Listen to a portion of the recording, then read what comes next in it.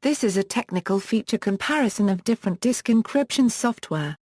Background information, operating systems, features, hidden containers, whether hidden containers within another encrypted container so the existence of container A cannot be established, can be created for deniable encryption. Note that some modes of operation like CBC with a plain for can be more prone to watermarking attacks than others. Pre-boot authentication, whether authentication can be required before booting the computer, thus allowing one to encrypt the boot disk.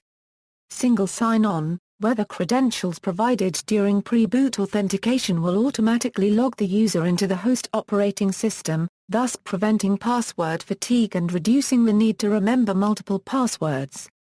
Custom authentication, whether custom authentication mechanisms can be implemented with third-party applications.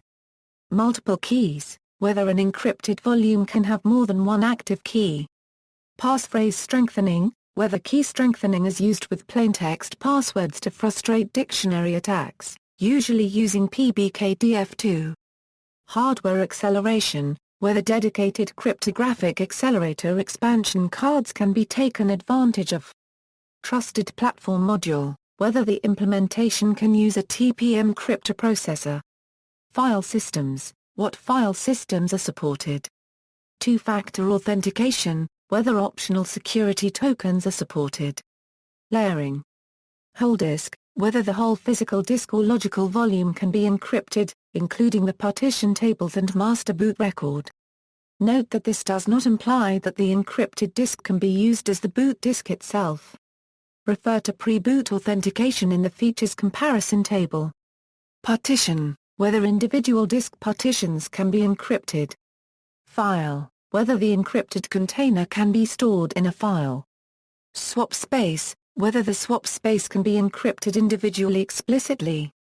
Hibernation file, whether the hibernation file is encrypted. Modes of operation. Different modes of operation supported by the software. Note that an encrypted volume can only use one mode of operation.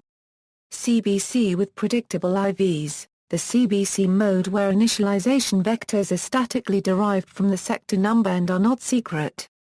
This means that Ivs are reused when overwriting a sector and the vectors can easily be guessed by an attacker, leading to watermarking attacks. CBC with secret Ivs, the CBC mode where initialization vectors are statically derived from the encryption key and sector number. The Ivs are secret, but they are reused with overwrites.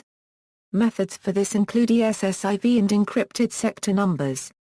CBC with random per sector keys, the CBC mode where random keys are generated for each sector when it is written to, thus does not exhibit the typical weaknesses of CBC with reused initialization vectors.